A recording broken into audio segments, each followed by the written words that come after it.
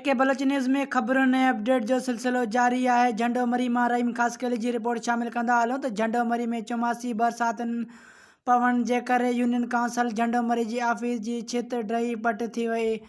Office मां सामान कढियो पियो वञे।